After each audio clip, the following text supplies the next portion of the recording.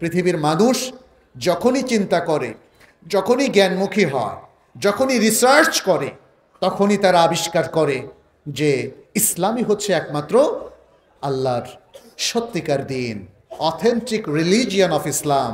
ইন্না দ্বীনা ইনদাল্লাহিল ইসলাম। এটা তারা এক্সপ্লোর করতে পারে, তারা এটা বুঝতে পারে, ফলে তারা খুব দ্রুত ইসলামের দিকে ধাবিত হয়। আর মজার ব্যাপার হলো, ইউরোপ আমেরিকার এই ইসলাম গ্রহণকারী মুসলিমরা আমার আপনার এই যে বর্ণ মুসলিমের চাইতে কিন্তু আরো অনেক সিরিয়াস, আরো অনেক স্ট্রং। তাদের ঈমান, তাদের আমল দেখলে আপনি হতবাক হয়ে যাবেন। সুবহানাল্লাহ। তারা প্রত্যেকটা সুন্নাহ সাহাবাদের মতো আমল করার চেষ্টা করে। এমনকি ফজরের পরে মসজিদে কিছুক্ষণ শোয়ার সুন্নাহ পর্যন্ত তারা আমল করার চেষ্টা করে। আপনি আমি কতটুকু করি দেখার বিষয় আছে। আপনি আমি তাহাজ্জুদের গুজার কতটুকু, আপনি আমি হালাল হারামের ব্যাপারে কতটুকু সচেতন। কিন্তু এই মুসলিমরা ইসলাম গ্রহণের সাথে সাথে বৈপ্লবাত্মিকভাবে তাদের জীবনটাকে পজিটিভ করে ফেলে, ইসলামিক করে ফেলে। এর জন্য যত ত্যাগ দরকার সেটা তারা করে। আর যারা পারিবারিকভাবে মুসলিম, জন্মগতভাবে মুসলিম, তারা বলে আমরা তো রেগুলার মুসলিম, আর কি দরকার, তাই না? এভাবে চলছে। শরিয়ার মধ্যে যে বিউটিটা তিনি দিয়েছেন, সৌন্দর্যতা দিয়েছেন, যেটা শরিয়ার বৈশিষ্ট্য, যে বৈশিষ্ট্য পৃথিবীর আর কোনো ধর্মে পাবেন না, আর কোনো মতবাদে পাবেন না, আর কোনো সিস্টেমে পাবেন না, সেটা নিয়ে একটু আলোচনা করি খুব সংক্ষেপে। প্রথম হচ্ছে ইসলামী শরিয়ার সবচেয়ে বড় বিউটি এবং সবচেয়ে বড় বৈশিষ্ট্য হলো এটি রব্বানি, তানজিলুম মিন হাকিমিন হামিদ। এটি আল্লাহর পক্ষ থেকে, মহান রবের পক্ষ থেকে অবতারিত। পৃথিবীর আর যত ধর্ম এখন আপনি পাবেন, মতবাদ পাবেন, সিস্টেম পাবেন, কোনোটাই আল্লাহর কাছ থেকে অবতারিত না। এমনকি যে সমস্ত ধর্মগ্রন্থ আছে, বাইবেল, ইনজিল, যেগুলো এখন আছে, সেগুলো কি আল্লাহর কাছ থেকে অবতারিত? বলেন না, কারণ এগুলো মুহাররাফ, এগুলো বিকৃত হয়ে গেছে। আমরা ইনজিল, তাওরাত, জাবুর এই বইগুলোতে বিশ্বাস করি, এই কিতাবগুলোতে বিশ্বাস করি যেটি আল্লাহ নাযিল করেছেন সেটিতে। যেটি এখন মানুষের কাছে বিকৃত অবস্থায় আছে সেটিকে নয়। অতএব ইসলামী শরিয়ার একটা বড় বৈশিষ্ট্য হচ্ছে এটি রব্বানি। অতএব মুসলিম আমরা যারা, আমরা নিশ্চিন্ত এটা আমাদের রবের পক্ষ থেকে এসছে। কোনো সন্দেহ কি কারো আছে? সুবহানাল্লাহ। এটা আমাদের পাওয়ার, সোর্স অফ পাওয়ার। আমার আল্লাহর বিধান আমার কাছে আছে। সুবহানাল্লাহ। আমার আল্লাহর বিধান আমার সাথে আছে। আল কোরআন যেভাবে তরতাজা নাজিল হয়েছিল মুহাম্মদ সাল্লাল্লাহু আলাইহি ওয়াসাল্লামের উপর, আজও আছে না? রাসূল সাল্লাল্লাহু আলাইহি ওয়াসাল্লাম হাদিসের যে সম্ভার তিনি রেখে গিয়েছেন, আমাদের ওলামায়ে কেরাম বিশুদ্ধ হাদিসগুলোকে সংরক্ষণ করেছেন আমাদের জন্যে। সেই হাদিসগুলো সেরকম তরতাজা পাচ্ছি আমরা এখনো, যেমনটি এগুলোকে কালেক্ট করেছিলেন আমাদের তাবেঈনরা, তাবেঈনরা, ইমামরা, ইমাম বুখারী, ইমাম মুসলিম যেভাবে তরতাজা হাদিসগুলোকে এইমাত্র তারা সংগ্রহ করলেন, সেরকম আছে না? এগুলো কি বিকৃত হয়েছে? এগুলো কি হারিয়ে গেছে? হারিয়ে যায়নি প্রিয় ভাইয়েরা। সুতরাং এটা আমাদের শক্তির জায়গা যে কোরআন হাদিস ঠিক তার রিসোর্সগুলো আমাদের কাছে একদম জলজ্যান্ত অবস্থায় আছে। অতএব আপনি যদি কোরআন এবং হাদিসকে মেনে চলেন, আপনি কোনোদিন পথ হারাবেন না, আপনি কোনোদিন বিভ্রান্ত হবেন না, আপনি কোনোদিন বিচ্যুত হবেন না। প্রিয় ভাইরা, এটা মনে রাখতে হবে। আচ্ছা, দ্বিতীয় হচ্ছে আল্লাহ সুবহানাহু ওয়া তাআলা তার পক্ষ থেকে অবতারিত এই ওহীকে হেফাজতের দায়িত্ব নিজ হাতে, নিজ সত্তার কাছে তুলে নিয়েছেন। ইন্না নাহনু নাযালনা যিকরা ওয়া ইন্না লাহু লাহাফিযুন। নিশ্চয় আমরা আয-যিকর তথা আল কোরআন এবং আশ-শরিয়া নাযিল করেছি। এখানে কেউ কেউ বলেছেন আয-যিকর মানে আল কোরআন, কেউ কেউ বলেছেন আয-যিকর মানে আশ-শরিয়া। আর শরিয়ার মধ্যে দুটো মাসদার রিসোর্স আছে, একটা হলো কোরআন আর একটা হলো সুন্নাহ। আল্লাহ তাআলা বলছেন যে তিনি কোরআনকে এবং সুন্নাহকে তথা কোরআন সুন্নাহ ভিত্তিক শরিয়াকে তিনি হেফাজত করেছেন। সুবহানাল্লাহ, সুবহানাল্লাহ বলবেন না? পৃথিবীর আর কোন জিনিস মাহফুজ অবস্থায়, সংরক্ষিত অবস্থায় আছে? কোনো ভাষাও তো সংরক্ষিত অবস্থায় নেই। আপনি দেখেন 400 বছর আগের বাংলা কেমন ছিল আর এখন কেমন। 400 বছর আগে ইংরেজি ভাষাটা কেমন ছিল আর এখন কেমন, কিন্তু কোরআনের ভাষাটা আগে যেমন ছিল এখনো তেমন আছে না? বিশুদ্ধ আরবি, কোনো চেঞ্জ নাই। সুবহানাল্লাহ, সুবহানাল্লাহ। ঠিক তেমনি চেঞ্জ নেই কোরআনের কোনো ভাষ্যের মধ্যে, চেঞ্জ নেই সহি হাদিসগুলোর মধ্যে। সেটি তেমনই অবিকৃত অবস্থায় আছে যেমনটি মুসলিম উম্মার কাছে প্রথম এসেছিল। কারণ আল্লাহ সুবহানাহু ওয়া তাআলা তিনি নিজে হেফাজতের দায়িত্ব নিয়েছেন এবং তিনি হেফাজত করেছেন। যথার্থভাবে এটা সংরক্ষিত আছে, কিয়ামত পর্যন্ত থাকবে।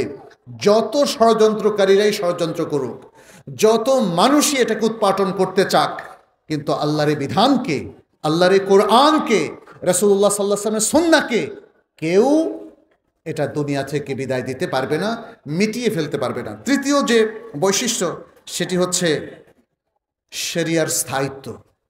শরিয়া একটি স্থায়ী বিধান। আল্লাহ সুবহানাহু ওয়া তাআলা মুহাম্মদ সাল্লাল্লাহু আলাইহি সাল্লামকে যে শরিয়াটা দিলেন, যেমনটি সূরাতুল জাথিয়ার মধ্যে উল্লেখ করেছেন, ওয়াকাযালিকা জাআলনাকা আলা শরিআতিন মিনাল আমরি ফাত্তাবি'হা, সেই শরিয়াটা তিনি স্থায়ী করে দিলেন ইলা ইয়াউমিল কিয়ামাহ, কিয়ামত পর্যন্ত।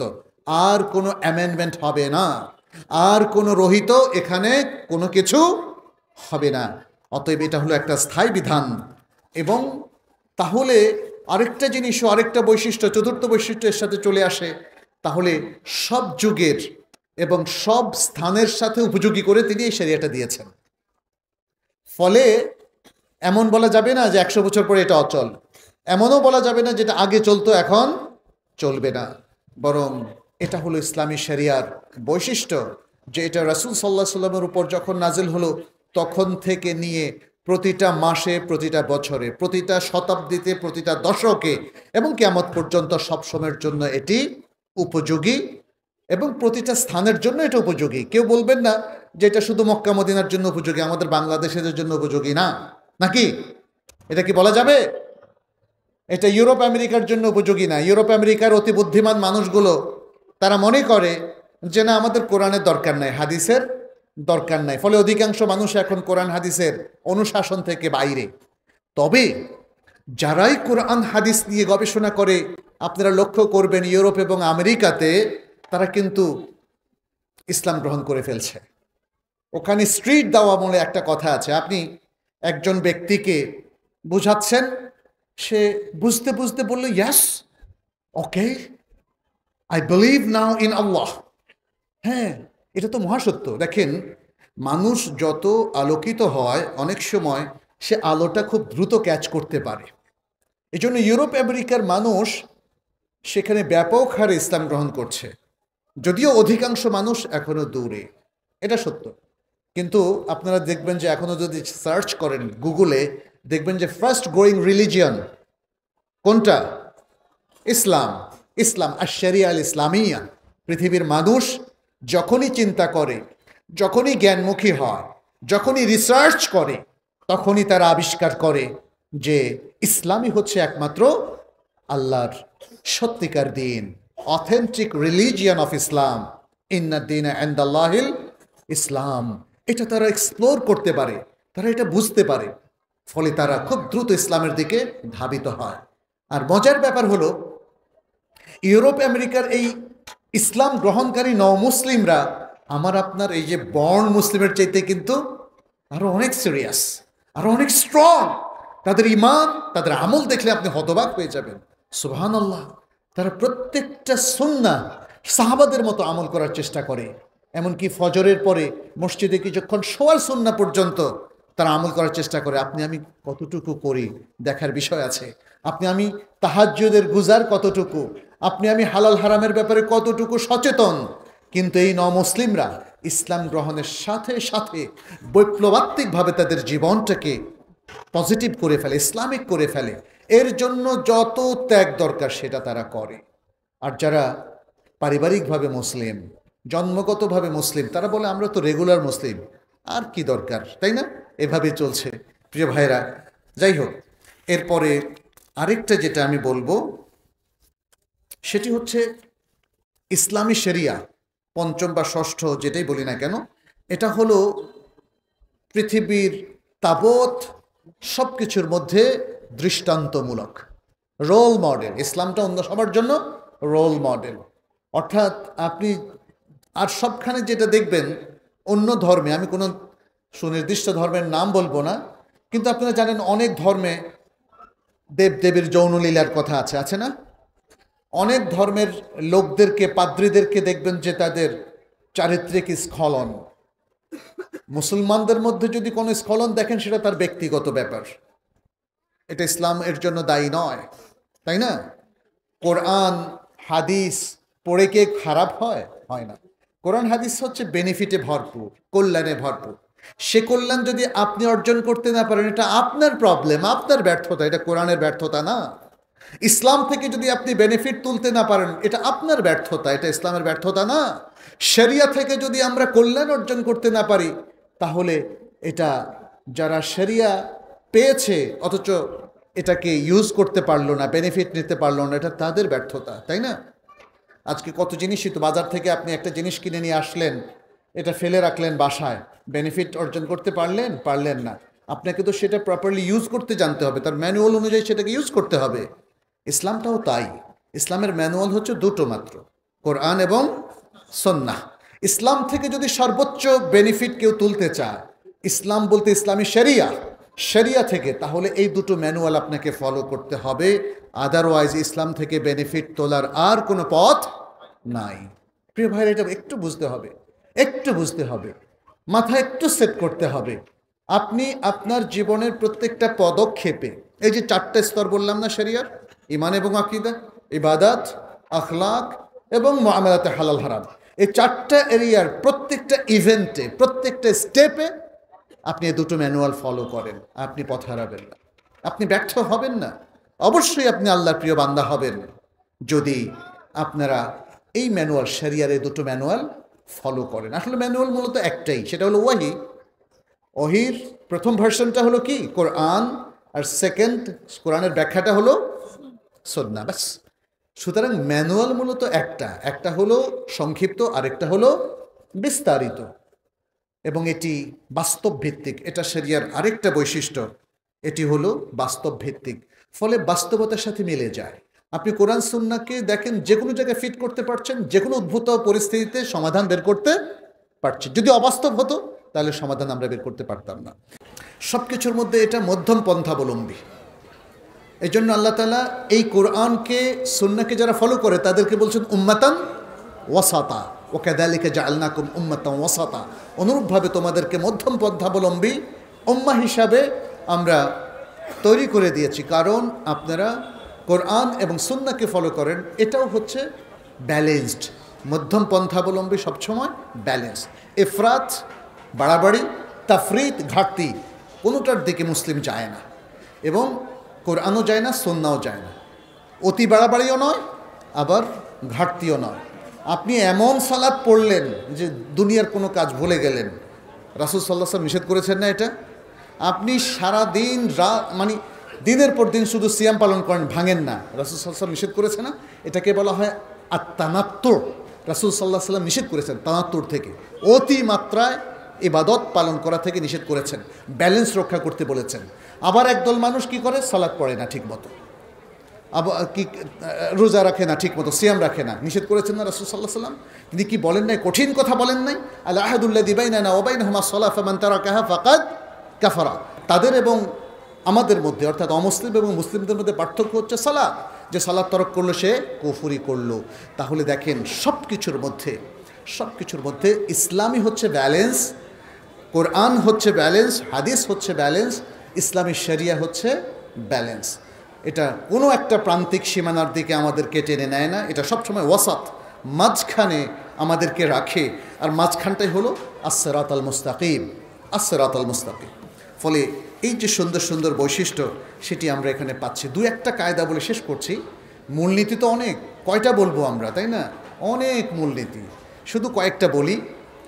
দুটো মূলনীতি বলে শেষ করব। একটা হচ্ছে ইবাদতের মধ্যে মূলনীতিটা কি, ইবাদত এবং আকীদা, আর আরেকটা হচ্ছে মুআমালাতের মূলনীতিটা কি। ইবাদত এবং আকীদার ক্ষেত্রে মূলনীতি হচ্ছে আল্লাহ এবং তার রাসূল যা সাব্যস্ত করেছেন তার বাইরে কিছুই সাব্যস্ত না করা। বুঝতে পেরেছেন কিনা? উদাহরণ দেই ছোট্ট আকারে। যেমন 5 ওয়াক্ত সালাত প্রতিদিনে এবং রাতে ফরজ।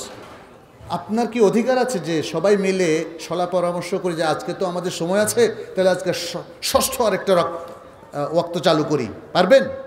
পৃথিবীর কোনো মানুষের সাধ্য আছে? তাদেরকে কি সে অনুমতি দেওয়া হয়েছে? হয়নি।